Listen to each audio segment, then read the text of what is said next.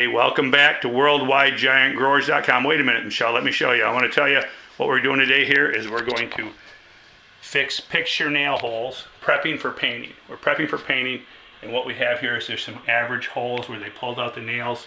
They're going to put some pictures. Here's a little gash, a big gash. We're going to show you how to patch these the right way. All right, Michelle, go ahead and take first of all, we're going to use a 1-inch putty knife. All right, show them the 1-inch putty knife, Michelle. Show here, turn it sideways. There you go. All right, now take the end of the handle and tap. If you feel this, you're going to feel that that's like your belly button. It's like an outie. Well, what we want to do is take the handle, Michelle, and make it an innie. Okay, tap those in, rub them in, and then do the other two above there too. Okay. Do they feel like innies now instead of outies, like your belly button? Yeah. Okay, you just made outies into innies. All right, now take some mud. Take the +3 drywall mud.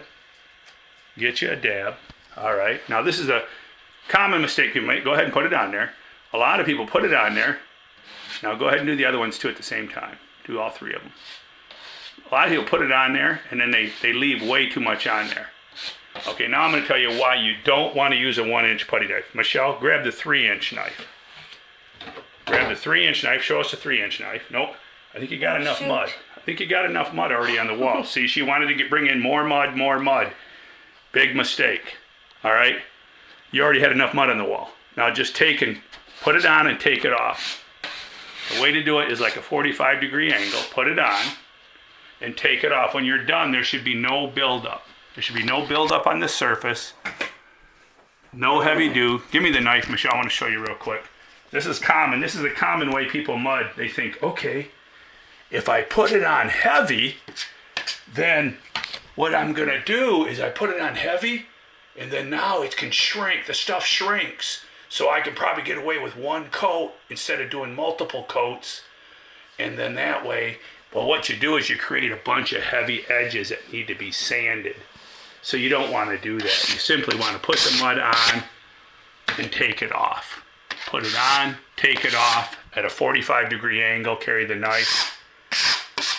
Let that dry, come back in 8 hours and do another application or whenever you can see that it's dry.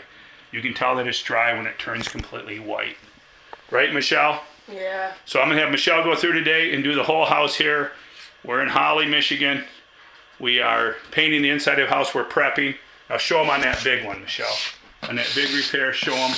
There you go. That's what you want. The only thing there is you didn't do the innie. See those little burrs? Those little burrs are sticking up. You want to push those in and then mud it again. Okay, now mud it again. All right, you're not filling Fort Knox. Remember one time I had a lady who told me I was using the wrong stuff. She said, my mother and I have been painting for years and we use toothpaste. You don't know what you're doing using that drywall compound. You're supposed to use toothpaste. Well, okay, lady, you use toothpaste, but I'm using joint compound.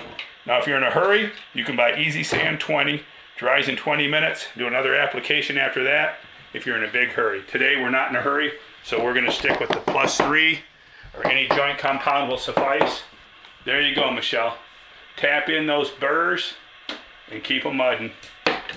Then sand them and gently primer. You know, you don't need to buy a special primer. You can just use paint. Most paints now are self-priming. Sherwin-Williams paints have been self-priming for 30 years ago. They were self-priming. That's nothing new. So there you go. There you have it. Join us. We'll link this back to another one of Bubba's Home Fix-It tips. Join us at WorldwideGiantGrowers.com. Get your giant pumpkin seeds and your home improvement fix-it tips. We'll have more tips coming with Michelle. Say goodbye, Michelle. Bye. All right, man. Have a great day.